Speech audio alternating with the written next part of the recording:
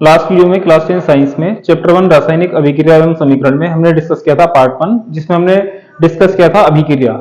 और उसमें हमने दो प्रकार की अभिक्रिया डिस्कस की थी, भौतिक अभिक्रिया और रासायनिक अभिक्रिया। और उसमें उसमें हमने डिस्कस किया था रासायनिक समीकरण के बारे में। आज की इस वीडियो में उसके आगे से शुरू करेंगे, तो चलिए शुरू करते हैं। आज की वीडियो का फर्स्ट टॉपिक है अभिकारक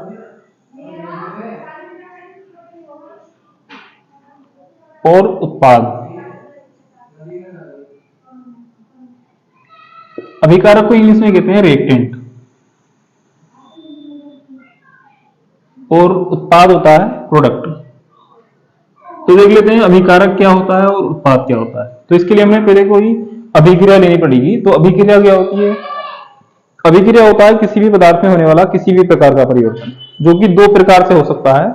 एक परिवर्तन जिसको हम वापस उसी रूप में ला सकते हैं। तो एक ऐसा परिवर्तन जिसको हम उसी रूप में वापस ला सकते हैं जिस रूप से हमने उसको परिवर्तित किया था, उसे कहते हैं भौतिक अभिक्रिया। जबकि अगर हम किसी पदार्थ में एक ऐसा परिवर्तन कर दें जिसको हम वापस उसी रूप में ना ला सकें, तो उसे कहते हैं रासायनिक अभिक्रिया। तो अभिक्रिया चाहे भौतिक हो या रासायनिक हो, परिवर्तन तो होता ही है। तो हम एक परिवर्तन ले लेते हैं। मान लेते हैं हमारे पास जो है बर्फ है, बर्फ, और बर्फ को हम हीट करते हैं, जिससे बर्फ जो है जल में परिवर्तित हो जाता है। तो क्योंकि बर्फ को जल में और जल को बर्फ में परिवर्तित किया जा सकता है, तो ये एक ऐसा परिवर्तन है जिसको हम वापस इसी रूप में ला सकते हैं जिस रूप से हम इसे परिवर्तित कर रहे हैं। तो ये एक भौतिक अभिक्रिया है। अभिक्रिया चाहे कोई भी हो, भौतिक हो या रासायनिक, अभिक्रिया में वो पदार्थ जो अभिक्रिया शुरू करने के लिए चाहिए होता है उसे कहते हैं अभिकारक। जबकि वो पदार्थ जो अभिक्रिया होने के बाद प्राप्त होता है उसे कहते हैं उत्पाद। जैसे कि इस अभिक्रिया में अभिक्रिया को शुरू करने के लिए हमें चाहिए बर्फ। जब बर्फ को हीट करते हैं तो हीट करने पर वो जल में परिवर्तित हो जाता है। तो प्रयोग होने वाला पदार्थ है बर्फ, और अभिक्रिया से प्राप्त होने वाला पदार्थ है जल।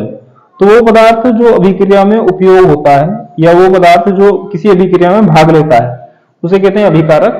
जबकि वो पदार्थ जो अभिक्रिया के होने के बाद प्राप्त होता है उसे कहते हैं उत्पाद। क्लियर हो गया? तो डेफिनेशन लिख लेते हैं इसकी। अब वह पदार्थ जो किसी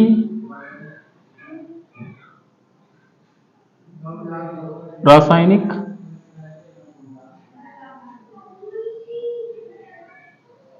अभिक्रिया में भाग लेता है,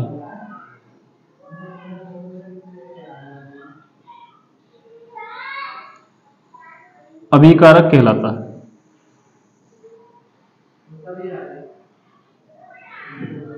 तो अभिकारक वो पदार्थ होता है जो किसी रासायनिक अभिक्रिया में भाग लेता है। जबकि अगर बात करें उत्पाद की, प्रोडक्ट की, तो उत्पाद क्या होता है? वह पदार्थ जो रासायनिक अभिक्रिया के फलस्वरूप प्राप्त होता है,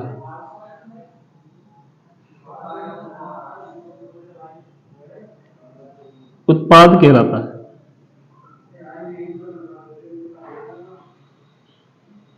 एक ऐसा पदार्थ जो किसी रासायनिक अभिक्रिया में भाग लेता है उसे कहते हैं अभिकारक। जबकि वो पदार्थ जो किसी रासायनिक अभिक्रिया में प्राप्त होता है उसे कहते हैं उत्पाद। तो जैसे कि ये एक अभिक्रिया है, एग्जाम्पल में इसको हम पहला एग्जाम्पल मान लेते हैं। तो इस अभिक्रिया में जो भाग लेने वाला पदार्थ है वो है बर्फ, जबकि इस अभिक्रिया में जो प्राप्त होने वाला पदार्थ है वो है जल। तो इसमें जो अभिकारक होगा वो होगा बर्फ, जबकि जो उत्पाद है वो हो जाएगा जल। ठीक उसी तरह से एक और एग्जाम्पल ले लेते हैं। कार्बन की अभिक्रिया ऑक्सीजन के साथ कराने पर कार्बन डाइऑक्साइड प्राप्त होता है। तो इस अभिक्रिया में भाग लेने वाले पदार्थ कौन कौन से हैं? तो इस अभिक्रिया में भाग लेने वाले पदार्थ हैं कार्बन और ऑक्सीजन। तो इसमें जो अभिकारक होंगे वो होगा कार्बन और ऑक्सीजन। जबकि उत्पाद क्या होता है? उत्पाद वो पदार्थ होता है जो अभिक्रिया से प्राप्त होता है। तो उत्पाद क्या प्राप्त हो रहा है? CO2। तो इसमें जो उत्पाद है वो है CO2। और अगर हमारे पास कोई रासायनिक समीकरण है तो हम रासायनिक समीकरण में अभिकारक या उत्पाद कैसे पहचानेंगे? तो हर एक रासायनिक समीकरण में बीच में एक एरो का सिंबल होता है। एरो के सिंबल से पहले जो भी कुछ लिखा होता है वो होता है अभिकारक, और एरो के सिंबल के बाद जो लिखा होता है वो होता है उत्पाद। जैसे कि पहली अभिक्रिया में एरो से पहले लिखा है बर्फ, तो इसका मतलब ये है कि बर्फ इस अभिक्रिया में भाग ले रहा है, तो इसमें बर्फ जो है एक अभिकारक है। जबकि एरो के बाद लिखा है जल, तो इसका मतलब यह है कि बर्फ से जल प्राप्त हो रहा है, तो वो पदार्थ जो किसी अभिक्रिया में प्राप्त होता है उसे कहते हैं उत्पाद, और इस अभिक्रिया का उत्पाद है जल। ठीक उसी प्रकार से इस अभिक्रिया में एरो से पहले कार्बन और ऑक्सीजन है, तो कार्बन और ऑक्सीजन दोनों इस अभिक्रिया में अभिकारक हैं, जबकि CO2 क्या है? उत्पाद। क्लियर? नेक्स्ट,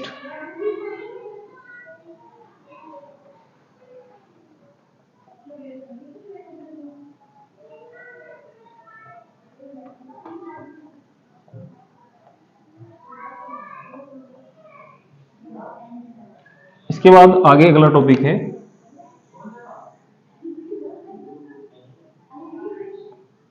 अभिक्रिया के प्रकार, रासायनिक अभिक्रिया के प्रकार।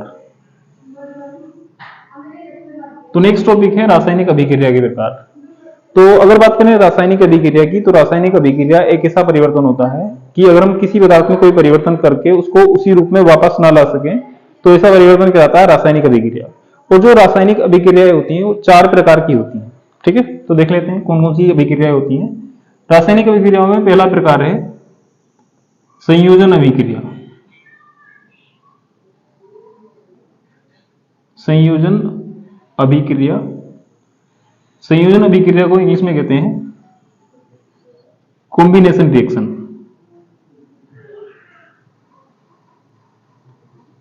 तो देख लेते हैं क्या होती है संयोजन अभिक्रिया। तो जैसे कि इसके नाम से क्लियर है, संयोजन, संयोजन मीन्स होता है संयोजित होना। तो इसमें अभिकारक संयोजित होते हैं और संयोजित होकर एक उत्पाद बनाते हैं। तो एक ऐसी अभिक्रिया जिसमें एक से अधिक अभिकारक संयोजित होकर, संयोजित मीन्स होता है जुड़ना, जुड़कर सिर्फ एक ही उत्पाद बनाते हैं, ऐसी अभिक्रिया कहलाती है संयोजन अभिक्रिया। ठीक है ना? वह रासायनिक अभिक्रिया जिसमें एक से अधिक अभिकारक संयोजित होकर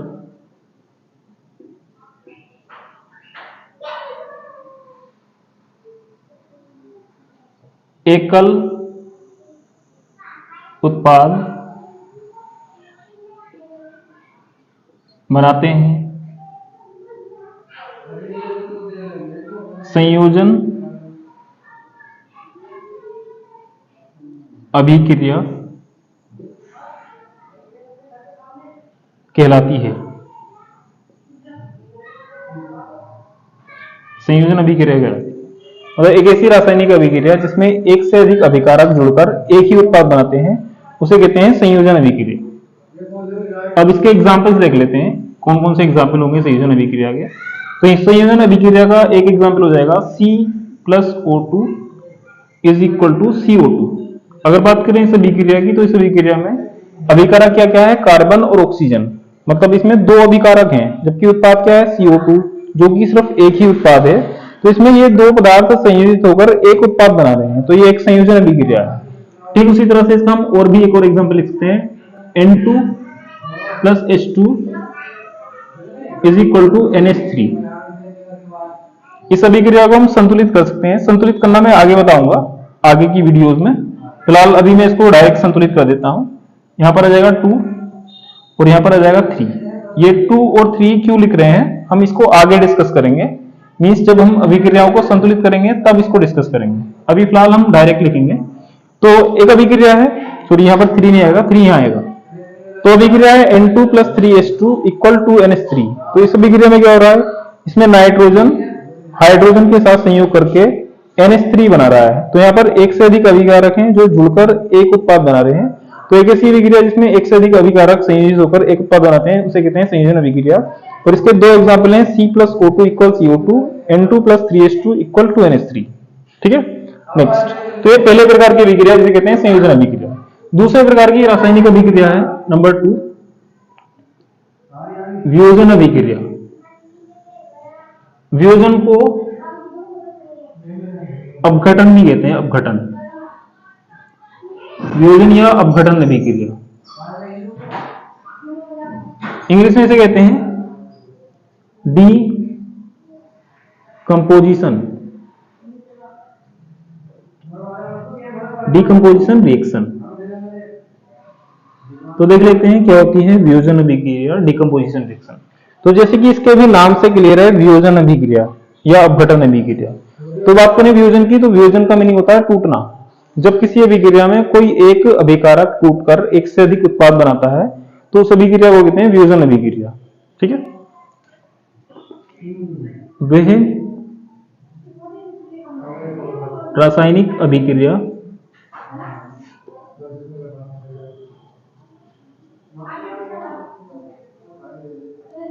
जिसमें एक अभिकारक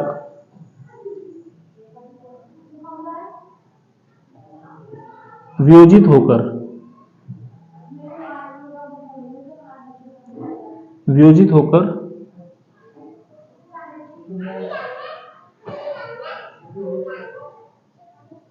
एक से अधिक उत्पाद बनाता है।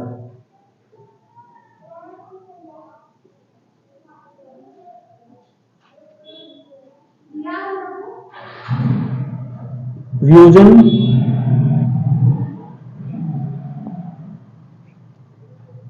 अभिक्रिया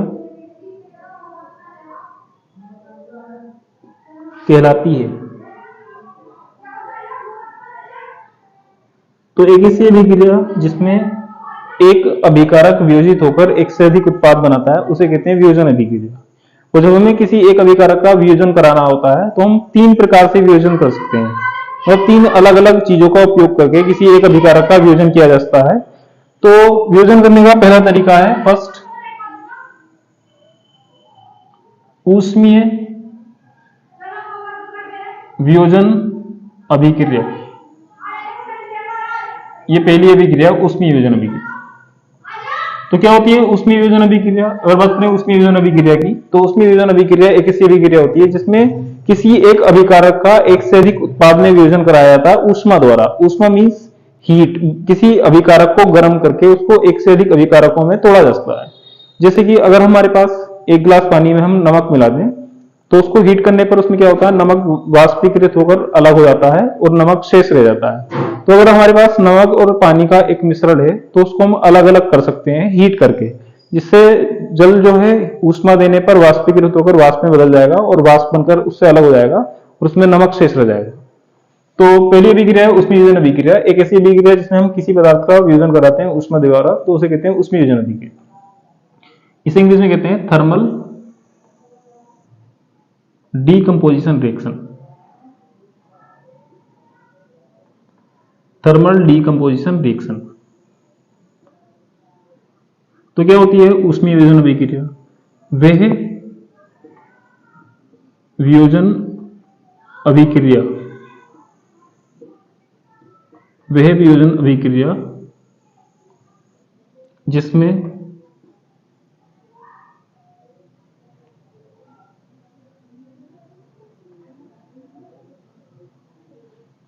एक अभिकारक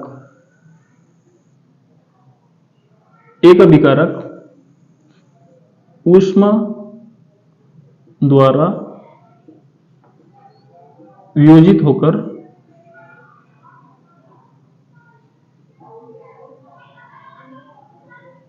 एक से अधिक उत्पाद बनाता है। एक से अधिक उत्पाद बनाता है।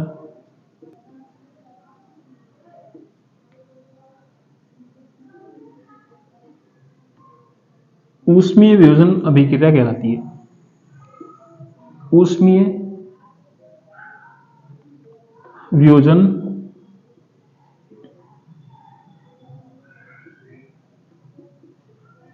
अभिक्रिया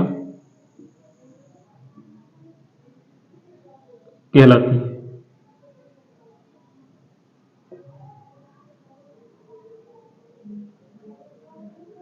अब इसके एग्जाम्पल देख लेते हैं, कौन कौन से इसके एग्जाम्पल होंगे। तो इसके एग्जाम्पल में इसका पहला एग्जाम्पल है CaCO3। CaCO3 होता है कैल्शियम कार्बोनेट। क्या होता है, जब हम कैल्शियम कार्बोनेट को गर्म करते हैं, गर्म करने का मीन्स हम इसको ऊष्मा देंगे। तो जब किसी भी अभिकारक को ऊष्मा देते हैं तो ऊष्मा के लिए एक प्रतीक यूज करते हैं, त्रिभुज का प्रतीक। ये ऊष्मा को व्यक्त करता है, या हम एरो पर जो है सिर्फ ऊष्मा भी लिख सकते हैं, ऊष्मा। ठीक है। तो क्या होता है, जब हम CaCO3 कैल्शियम कार्बोनेट को गर्म करते हैं, ऊष्मा देते हैं, तो ये वियोजित हो जाता है, टूट जाता है दो चीजों में, CaO में और CO2 में। तो इसमें CaO होता है कैल्शियम ऑक्साइड, जबकि CO2 होता है कार्बन डाइऑक्साइड। जबकि CaCO3 एक अकेला अभिकारक है, मीन्स एक अभिकारक है, ऊष्मा देने पर दो उत्पाद में वियोजित हो रहा है, तो ये कहलाती है ऊष्मीय वियोजन अभिक्रिया। इसका पहला एग्जाम्पल है। इसका दूसरा एग्जाम्पल हम सकते हैं 2HI। HI होता है हाइड्रोजन आयोडाइड। जैसे इसको हम ऊष्मा देते हैं तो ऊष्मा देने पर ये वियोजित हो जाता है, ऊष्मा देने पर ये वियोजित होता है H2 में और I2 में। H2 होता है हाइड्रोजन, I2 होता है आयोडीन। तो HI जो है ऊष्मा देने पर दो उत्पाद में वियोजित हो जाता है। तो ये एग्जाम्पल है ऊष्मीय वियोजन अभिक्रिया की। तो वियोजन अभिक्रिया का पहला प्रकार है ऊष्मीय वियोजन अभिक्रिया। इसका दूसरा प्रकार होता है प्रकाशीय वियोजन अभिक्रिया।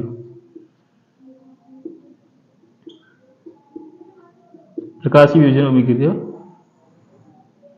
इसे कहते हैं फोटो डीकंपोजिशन रिएक्शन। तो देख लेते हैं क्या होती है प्रकाशीय वियोजन अभिक्रिया, फोटो डीकंपोजिशन रिएक्शन। तो एक ऐसी अभिक्रिया जिसमें किसी एक अभिकारक का वियोजन कराया जाता है प्रकाश द्वारा। प्रकाश की उपस्थिति में किसी अभिकारक को रखकर उसको वियोजित करते हैं, तो ऐसी अभिक्रिया कहलाती है प्रकाशीय वियोजन अभिक्रिया। ठीक है। वह वियोजन अभिक्रिया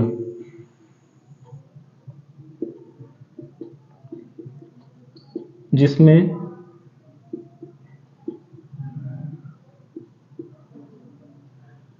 एक अभिकारक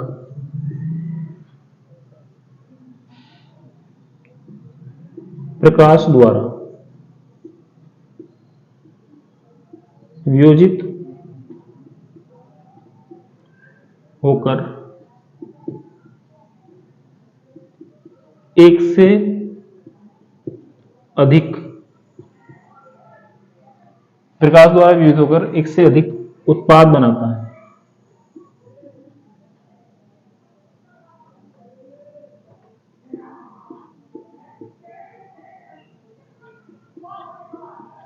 उत्पाद बनाता है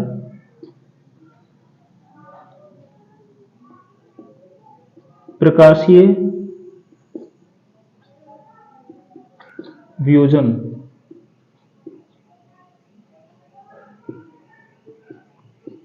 अभिक्रिया कहलाती है। प्रकाशीय वियोजन अभिक्रिया कहलाती है। अब इसके एग्जाम्पल देख लेते हैं। तो इसका पहला एग्जाम्पल है सिल्वर क्लोराइड। क्या होता है, जब सिल्वर क्लोराइड पर प्रकाश आपतित होता है तो प्रकाश द्वारा सिल्वर क्लोराइड दो उत्पादों में वियोजित हो जाता है, सिल्वर और क्लोरीन। संतुलित कर लेंगे यहाँ पर 2 से मल्टीप्लाई करके, और यहाँ पर भी 2 आ जाएगा। ठीक उसी तरह से इसका दूसरा एग्जाम्पल है AgBr।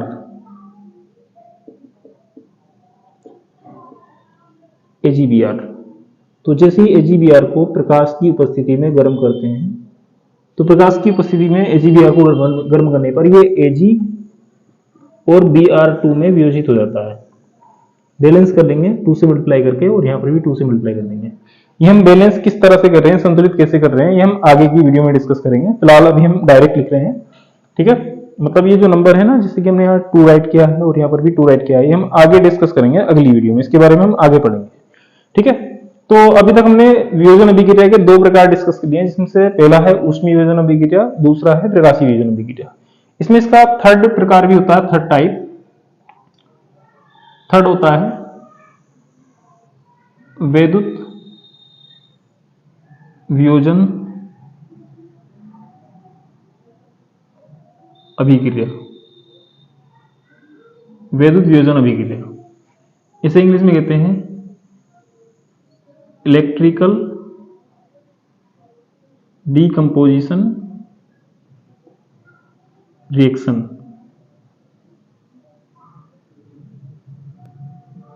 इलेक्ट्रिकल डीकंपोजिशन, तो देख लेते हैं क्या होती है वैद्युत वियोजन अभिक्रिया। अगर बात करें वैद्युत वियोजन अभिक्रिया की, तो वैद्युत वियोजन अभिक्रिया एक ऐसी अभिक्रिया होती है जिसमें एक अभिकारक को वैद्युत धारा प्रवाहित करके एक से अधिक उत्पाद में वियोजित किया जाता है। वैद्युत धारा मींस इलेक्ट्रिक करंट, करंट का शॉक दिया जाता है, करंट का तार हम किसी एक अभिकारक के अंदर डाल देते हैं तो वो ना एक से अधिक उत्पादों में वियोजित हो जाता है। क्लियर? वह वियोजन अभिक्रिया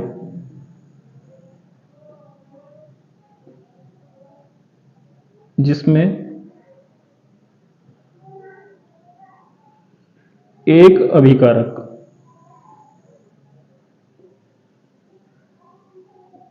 वैद्युत द्वारा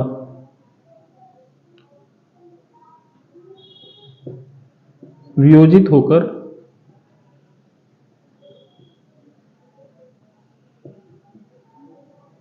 एक से अधिक उत्पाद बनाता है।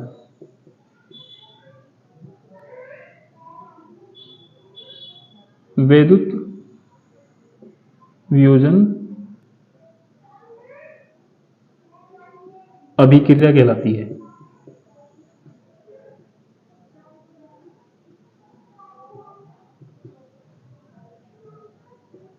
मतलब ये एक ऐसी अभिक्रिया होती है इसमें वैद्युत द्वारा किसी एक अभिकारक को एक से अधिक उत्पाद में वियोजित किया जाता है।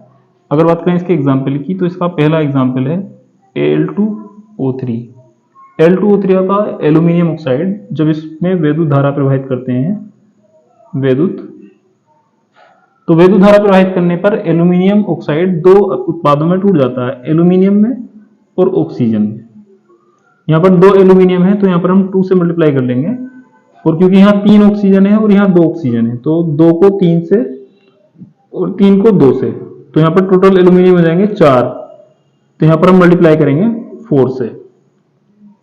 ठीक है, तो एल्यूमिनियम ऑक्साइड वैद्युत धारा द्वारा वियोजित होकर एल्यूमिनियम और ऑक्सीजन बनाता है। यहाँ पर Al2O3 एक सिंगल अभिकारक है जो वैद्युत द्वारा वियोजित होकर दो उत्पाद बना रहा है, Al और O2।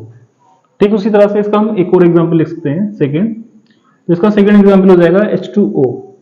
H2O को जब हीट करते हैं, सॉरी इसमें वैद्युत धारा प्रवाहित करते हैं, तो H2O में वैद्युत धारा प्रवाहित करने पर H2O दो गैसों में टूट जाता है, H2 और O2।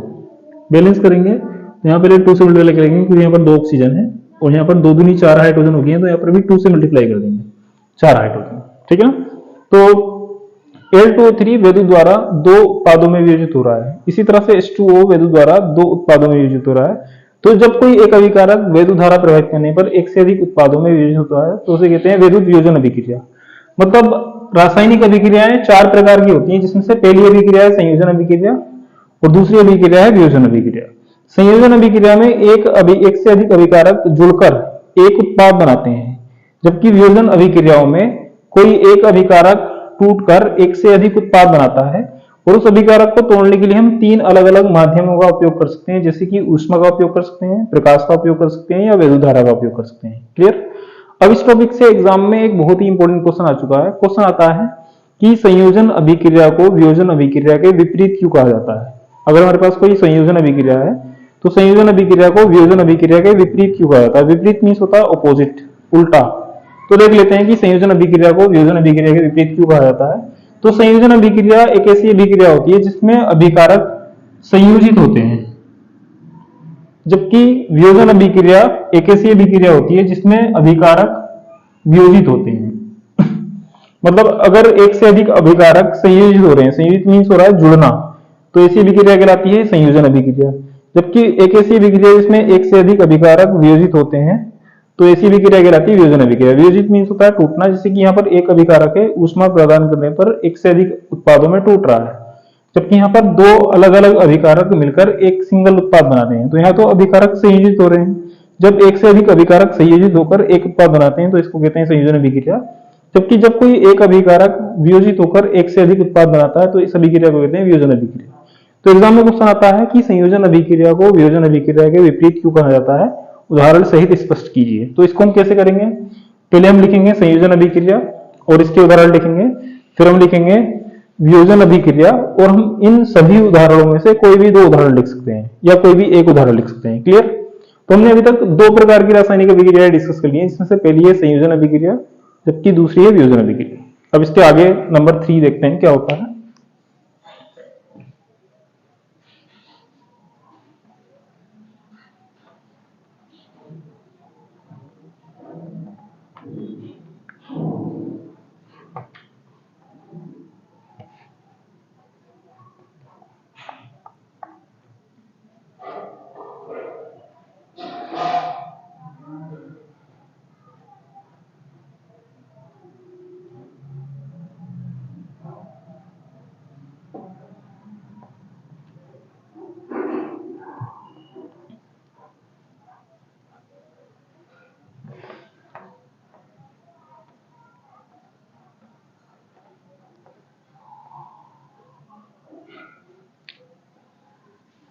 तो रासायनिक अभिक्रिया का तीसरा प्रकार है थर्ड,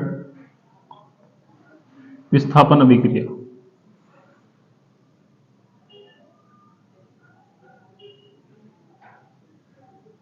इसे इंग्लिश में कहते हैं डिस्प्लेसमेंट रिएक्शन। तो देख लेते हैं क्या होती है विस्थापन अभिक्रिया, डिस्प्लेसमेंट रिएक्शन।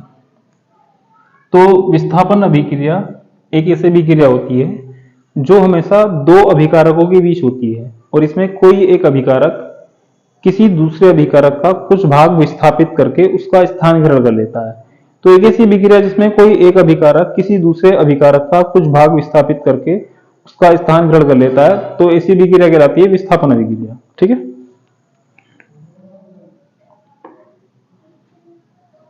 वह अभिक्रिया जिसमें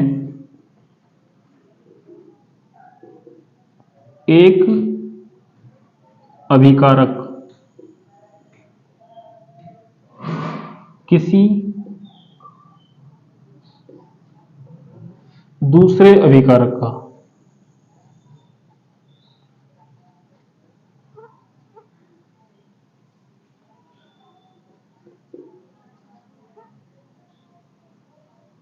कुछ भाग विस्थापित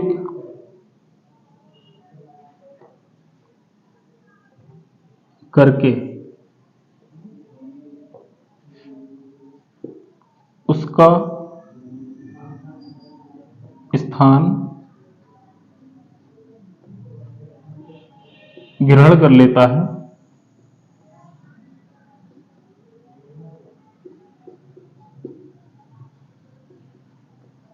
विस्थापन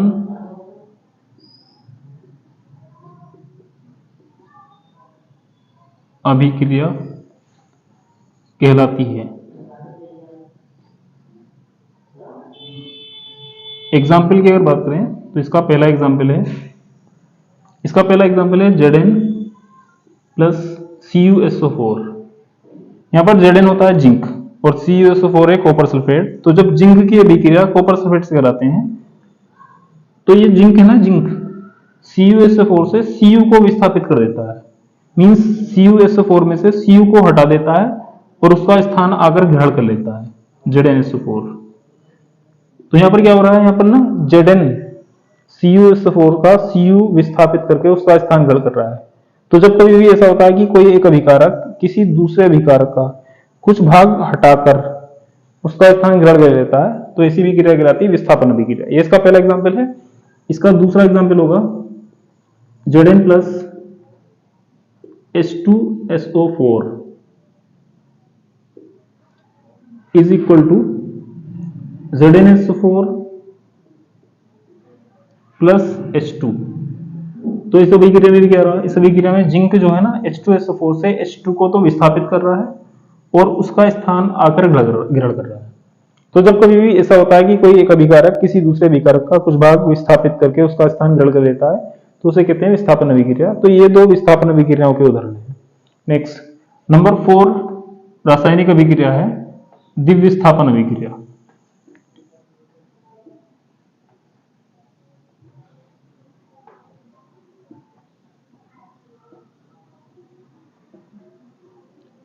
द्विविस्थापन अभिक्रिया को इंग्लिश में कहते हैं डबल डिस्प्लेसमेंट रिएक्शन। तो देख लेते हैं क्या होती है द्विविस्थापन अभिक्रिया, डबल डिस्प्लेसमेंट रिएक्शन। तो अगर बात करें द्विविस्थापन अभिक्रिया की, तो जैसे कि इसके नाम से क्लियर है द्विविस्थापन, द्विविस्थापन मींस दो विस्थापन।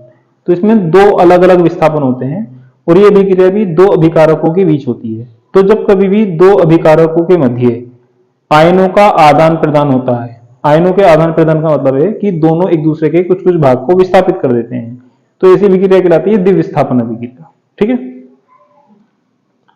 वह रासायनिक अभिक्रिया जिसमें दो अभिकारकों के मध्य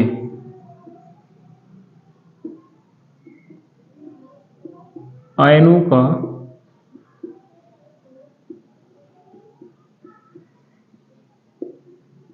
आदान प्रदान होता है, आयनों का आदान प्रदान होता है,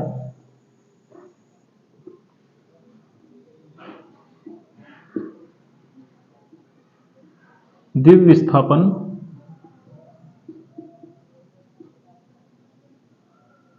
अभिक्रिया कहलाती है।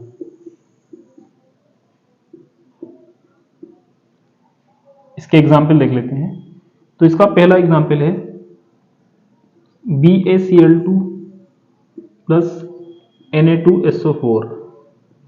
यहां पर BaCl2 होता है बेरियम क्लोराइड, जबकि Na2SO4 है सोडियम सल्फेट। तो जब इन दोनों के बीच अभिक्रिया होती है तो यहां पर ना दो विस्थापन होते हैं, Ba के स्थान पर Na आ जाता है और Na के स्थान पर Ba चला जाता है। जबकि यहां पर क्या हो रहा था, सिर्फ Cu के स्थान पर क्या आ रहा था, जिंक, तो एक विस्थापन हो रहा था।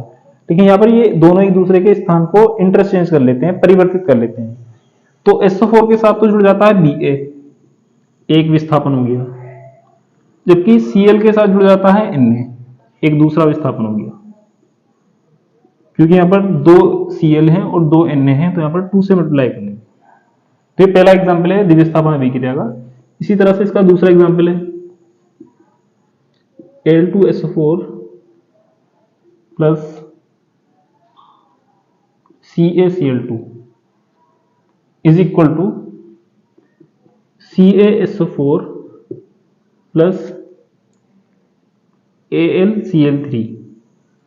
यहां दो Cl हैं, यहां पर 3 Cl हैं, तो 3 में 2 से और 2 में 3 से मल्टीप्लाई कर लेंगे। ठीक है, जबकि अगर बात करें Na की, तो यहां पर 2 Al हैं और यहां पर भी 2 Al हैं, लेकिन यहां पर अब 3 Ca हो गए हैं, 3 Ca। ये होता है Al2SO4 का होल थ्राइस।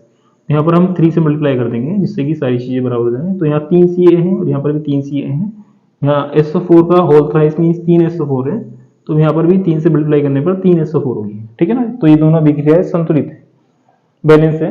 तो एक ऐसी अभिक्रिया जिसमें दो अलग अलग अभिकारकों के मध्य आयनों का आदान प्रदान होता है, उसे कहते हैं द्विविस्थापन अभिक्रिया। मीन्स इसमें दो विस्थापन होता है, जैसे कि यहाँ पर Ba और Na के बीच विस्थापन हो रहा है, और इस अभिक्रिया में Na और Ca के बीच विस्थापन हो रहा है, Na Ca के स्थान पर और Ca Na के स्थान पर आ रहा है। ठीक है ना, तो टोटल ये 4 प्रकार की रासायनिक अभिक्रिया होती हैं, जिसमें से 2 तो थी संयोजन अभिक्रिया और वियोजन अभिक्रिया, जबकि 2 जो होती हैं ये होती हैं विस्थापन अभिक्रिया और द्विविस्थापन अभिक्रिया।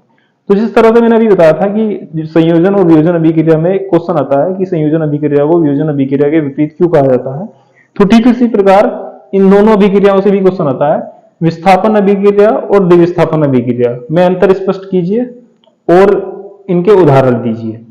तो विस्थापन में क्या होता है, विस्थापन में कोई एक अभिकारक किसी दूसरे अभिकारक का कुछ भाग विस्थापित करता है, जबकि विस्थापन में दो अलग अलग विस्थापन होते हैं।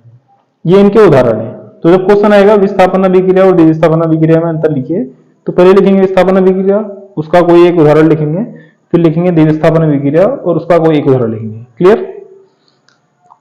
आज की इस वीडियो में अगर किसी को भी कोई कंफ्यूजन रहा हो तो कमेंट बॉक्स में कमेंट कर सकते हैं। Thank you.